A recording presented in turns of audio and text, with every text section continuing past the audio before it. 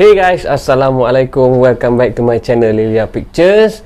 Korang semua apa khabar? Macam biasa, boleh doakan korang agar sentiasa berada dalam keadaan yang baik dan sihat hendaknya, di samping keluarga dan insan yang tersayang. Amin. So pejam celik kita dah nak masuk penghujung tahun 2022. Dan apa azam baru korang di tahun 2023? Dan kita sama-sama doa semoga kita dipanjangkan usia dan dimurahkan rezeki.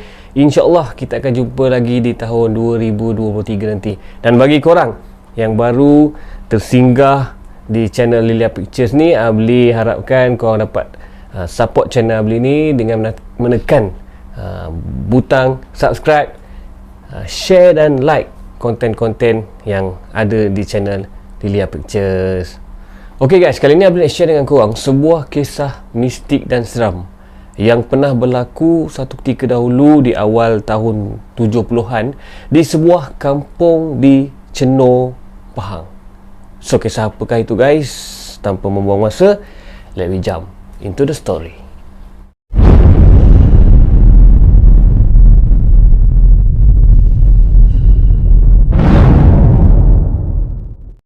Satu ketika dahulu di sebuah kampung di Chenor ni pernah digemparkan oleh gangguan misteri daripada seorang lelaki yang cara dia tu, dia masuk ke dalam rumah mangsa dia melalui tingkap yang tertutup. Modus operandi dia ni, kebanyakannya cara dia masuk ke dalam rumah orang, dia akan masuk ikut tingkap yang bertutup melalui tingkap yang ada langsir. Dan dia akan masuk ke dalam bilik yang ada penghuninya kaum perempuan ataupun wanita. Tak kisahlah anak dara ke, janda ke, isteri orang ke, tapi mesti perempuan yang berumur antara 40 tahun ke bawah lah. Jadi satu hari tu di kampung tersebut ada seorang lelaki ni, nama dia Idris. So Idris ni dia pun mengalami gangguan yang sama di rumah dia. Okay. Dalam keadaan kecoh kampung dia pada waktu itu, dah ada beberapa rumah yang telah dimasuki oleh lelaki misteri ni, dan ada ramai dah anak-anak dara, isteri-isteri orang yang dah kena dengan gangguan lelaki misteri ni.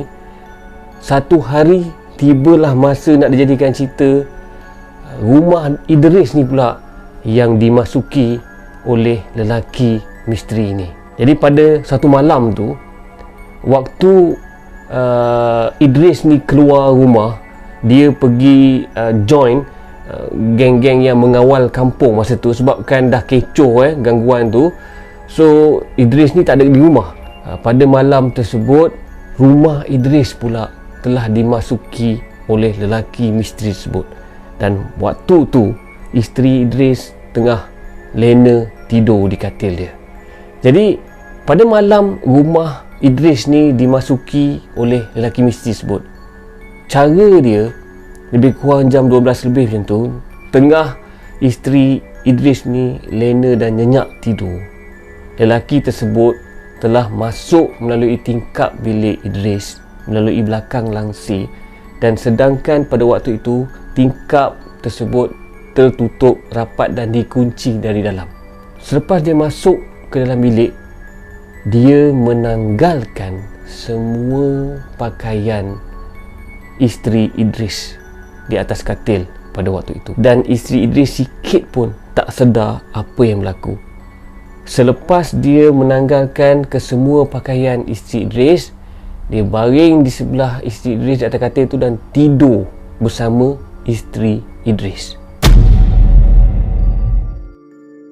Jadi tak lama selepas itu, isteri Idris mula tersedar.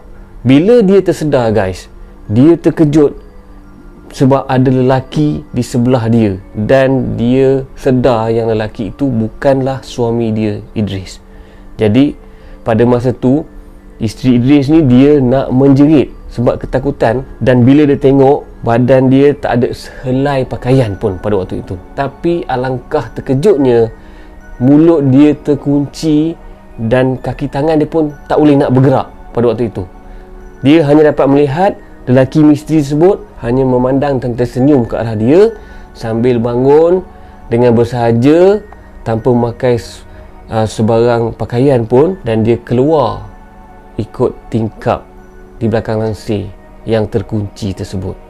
Bila balik je Idris ke rumah dan isteri dia cerita kepada Idris dah jadi bengang dan terlalu marah. Dia jadi geram lah sebab dia pergi sibuk jaga kampung, tapi isteri dia sendiri kat rumah akhirnya kecundang juga. Tapi walau macam mana pun guys, apa yang memelikkan pada waktu itu, ilmu yang diamalkan oleh lelaki misteri ni, dia tak mengapa-apakan mangsa dia, ataupun dia tak mencabul lah, senang cerita dia tak mencabul mangsa dia. Dia hanya cabut, tanggalkan pakaian mangsa dia tu dan tidur sebelah mangsa tu sehinggalah mangsa dia tersedar. Itu je dia punya modus operandi dia. So masa tu Idris rasa agak lega sebab isi dia tak diapa-apakan.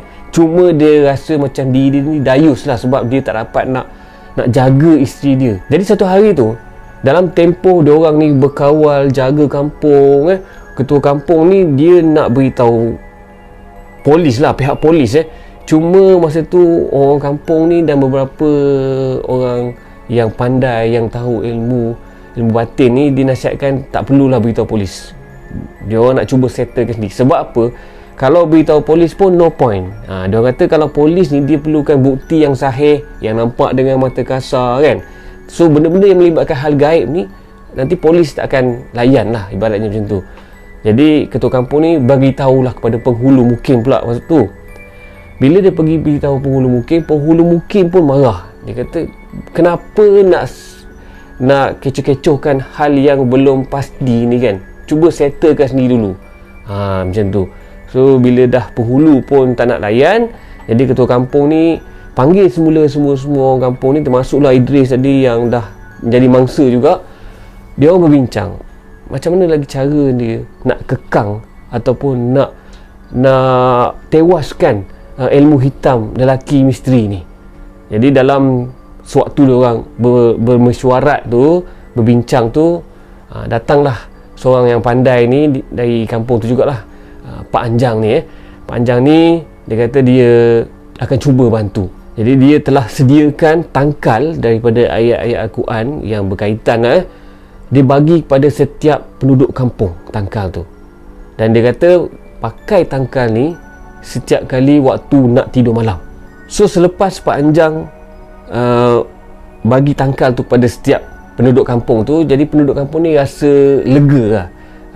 Dia dengan ikhtiar yang dibuat ni, dia orang berharap tak ada lagi lah gangguan tu. Apa yang memelikkan guys, walaupun tangkal-tangkal tu telah diberi kepada penduduk kampung ni, keesokan malam pun tetap berlaku juga. Kali ni rumah jiran pada Idris, berdekatan dengan rumah Idris tu, malam keesokan harinya dah pakai tangkal pun isteri jiran Idris pula yang kena gangguan tersebut. Dan waktu itu lebih menyedihkan lagi, jiran Idris tidur ada bersama isteri dia waktu kena gangguan tu. Yang memelikkan dia, sewaktu dia tengah tidur dengan isteri dia, lelaki misteri tu masuk ke tingkap, terlanjangkan isteri dia dan tidur baring sebelah isteri dia. Dia nampak dengan mata kepala dia sendiri keadaan itu berlaku, tapi dia tak boleh nak buat apa-apa ke atas lelaki misteri tersebut. Sehinggalah isteri dia terjaga sendiri dari tidur dan lelaki tersebut bangun terus keluar melalui tingkap. So bila keadaan bertambah berat macam tu, bertambah buruk, dia orang berjumpa lagi, dia orang berpakat lagi, berbincang lagi dengan ketua kampung. So nak dijadikan cerita guys, akhirnya ada seorang pakcik ni dari kampung tersebut, nama dia Haji Kidam. Dalam perbincangan tu dia kata tak apalah, kalau kita dah cuba ikhtiar yang tu pun tak boleh, dia pula akan cuba ikhtiar dengan cara dia. So apa yang Haji Kidam cadangkan pada perbincangan tersebut, dia kata macam mana guys, dia kata okay, kali ni kita akan lencongkan, halakan orang misteri, lelaki misteri tersebut ke rumah Idris mula. Macam mana? Dia tanya pandangan Idris lah. Jadi Idris ni yang tengah marah ni, yang tengah geram ni, dia pun pelik lah. Asal nak rencong semula orang lelaki misteri tu ke rumah dia, nanti kena sekali lagi kacau isteri dia kan. Tapi Haji Kidam ni kata tak apa, bertenang, sabar, dia kata. Ada sebab kenapa dia nak buat macam tu. Dia nak trap lelaki misteri tu lah. So bila Haji Kidam ni dah bagi tahu penjelasan macam mana, ketua kampung Idris dan orang kampung yang lain pun bersetuju. Jadi malam tersebut diorang mulakan operasi untuk menjerat pemuda ataupun lelaki misteri tersebut. Malam tu Haji Kidam suruh ketua kampung Idris dan orang kampung yang lain tunggu di bawah rumah Idris. Dan tempat tunggu tu adalah betul-betul setentang dengan bilik Idris, tempat tidur dan katil Idris ataupun isteri Idris lah yang tengah tidur malam tu. Jadi Idris suruh isteri dia tidur je macam biasa. Diorang akan berjaga ataupun berkawal di bawah rumah tersebut lah. So bila dah berkumpul macam tu, Haji Kidam kata jangan buat apa-apa selagi dia belum bagi tahu. Maknanya sebelum dia bagi arahan apa-apa, jangan buat apa-apa, just tunggu je di bawah rumah tersebut. Sambil waktu tu Haji Kidam dia bercakap, dia pesan pada orang kampung sambil dia menggigit ibu jari tangan dia. Jadi orang kampung pun ada yang perasan, ada yang tak perasan. Sebenarnya waktu Haji Kidam gigit ibu jari tu, dia membacakan sesuatu, tanda isyarat lah, maknanya ilmu dia lah. Selepas Haji Kidam keluar dari bawah rumah Idris tu, dia bacakan sesuatu dan dia berjalan keliling rumah Idris tu sambil dia menconteng ataupun menggoreskan jari kelingking dia di atas tanah keliling rumah Idris. So ketua kampung pun macam pelik lah kan, apa Haji Kidam buat ni. Tapi Idris kata mesti Haji Kidam ada buat sesuatu lah, mungkin nak pagar rumah dia ke apa kan. So diorang pun bertenang, diorang relax, diorang hanya mematikan perbuatan Haji Kidam tu lah. Selepas selesai je 3 kali pusing rumah Idris tu, Haji Kidam pun pergi masuk ke bawah rumah, tunggu di bahagian belakang, di bahagian hujung rumah. Tapi diorang nampak lah Haji Kidam di belakang, di bahagian dapur bawah rumah. Diorang ni di bawah bilik Idris. Hampir sejam juga diorang ni dalam keadaan diam, menunggu, menanti kehadiran lelaki misteri tersebut. Tiba-tiba guys, dalam keadaan yang sunyi, lebih kurang dalam pukul 2 lebih pagi macam tu, diorang mula terdengar bunyi suara seorang lelaki berdeham sebanyak 3 kali. So mula-mula yang si Idris ni ingatkan Haji Kidam yang berdeham. Diorang semua tengok kat Haji Kidam, tapi Haji Kidam tak buat apa. Haji Kidam suruh senyap, Haji Kidam pandang, suruh diam. So diorang dengar deham tu bukanlah daripada Haji Kidam. Dan selepas tak lama selepas bunyi berdeham tu, tiba-tiba diorang terdengar bunyi ada seseorang yang membaling pasir ke atas atap rumah Idris sebanyak 3 kali. Bunyi percikan pasir, orang macam orang baling pasir. Dulu kan atap zinc je, 3 kali bunyi orang baling pasir. Lepas dia habis baling pasir tu, dia berdeham sekali lagi 3 kali. And then sambil tu kedengaran bunyi seolah ada macam orang bercakap, membebel, bercakap seorang diri, tapi diorang semua tak dengar dengan jelas. So tak lama selepas itu guys, apa yang mengejutkan diorang, selepas bunyi kali kedua berdeham tu, tiba-tiba diorang semua mula ternampak ada kelibat seorang lelaki tak pakai baju dengan memakai seluar dalam sedang berjalan mengelilingi luar kawasan rumah Idris pada waktu itu. Dia jalan tu seolah dia keliling kawasan yang Haji Kidam gores dengan jari tadi. Dia jalan di sekitar itu je, dia pusing-pusing rumah Idris masa tu. Jadi pada waktu itu Tok Ketua Kampung ni dengan Idris ni, dia tanya, macam dia bagi signal pada Haji Kidam nak buat apa kan. So Haji Kidam kata tunggu. Haji Kidam keluar perlahan dari bawah rumah. Okey, dia pergi dekat geng-geng tadi bawah bilik Idris ni. Dia kata okey, kali ni bertenang, sabar. Apa yang kita perlu buat, kita naik ke rumah, hari pun dah nak dekat subuh. Jadi Idris ni pun macam pelik kan, kenapa ni dah ada dah nampak dah orang jahat tu kan, tangkap lah kan. Tapi Haji Kidam kata tak apa, sabar. Okay, saya tahu nak buat macam mana. Dia minta semua naik ke atas rumah Idris. Diorang semua nak tumpang solat subuh berjemaah di rumah Idris lah pada pagi tu. Jadi Idris dan orang kampung dan ketua kampung pun ikutlah kata Haji Kidam ni. Dalam masa yang sama, lelaki misteri tadi tetap berjalan mengelilingi rumah Idris ni. Tak nampak pun geng-geng ni naik ke rumah. Selepas diorang dah selesai solat subuh, Haji Kidam ni suruh Idris kejutkan isteri dia lah, isteri Idris ni. Jadi Idris ni kejutkan isteri dia dan dia bawa tengok ikut tingkap rumah, tingkap bilik dia, lelaki yang tengah jalan keliling rumah dia tu. So isteri dia kata kat Idris, inilah lelaki yang masuk dalam bilik dia masa tu, tempoh hari, yang tidur sebelah dia. Jadi bila dah pasti, dah kenal pasti memang itulah lelaki misteri tersebut, Haji Kidam minta tolong isteri Idris ni buatkan kopi. Selepas diorang solat subuh tu, diorang nak minum pagi. Jadi ketua kampung dengan Idris dan orang kampung ni pelik, kenapa sempat lagi nak minum air, hisap ukuk lagi kan, breakfast selepas solat subuh tu kan. Sedangkan orang yang dia nak tangkap tu dah ada dah depan mata. Jadi Haji Kidam ni pun kata sabar, dia akan selesaikan. Jadi geng-geng ni pun tengok je dari atas rumah. Haji Kidam ni pun waktu tu dia pergi ke tangga rumah, dia duduk sambil dia menekan kepala lutut dia, kiri kanan kepala lutut dengan tangan dia dan membaca sesuatu. Lepas tak lama, selepas dia habis selesai membaca tu dan dia tekan kepala lutut itu, dia bertanya kepada lelaki misteri tu, awak ni dari mana? Buat apa kat sini? Dia tanya macam tu kan. And then lelaki misteri tu pun berhenti, betul-betul bertentangan dengan Haji Kidam. Seolah-olah dia mendengar suara, tapi dia tak nampak Haji Kidam tau. Dia hanya dengar suara. Dia berhenti depan Haji Kidam. Dia pun jawab, saya cari jalan keluar ni, saya tak jumpa ni, keliling ni semua tembok batu, macam mana saya nak keluar ni, tolonglah saya kan.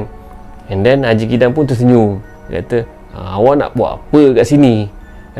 Datang kampung orang ni, awak ni dari mana? Lepas tu lelaki misteri ni pun dia jawab lagi, saya nak cari jalan keluar ni, tolonglah saya kan, bantulah saya tak jumpa jalan keluar ni, janganlah buat saya macam ni.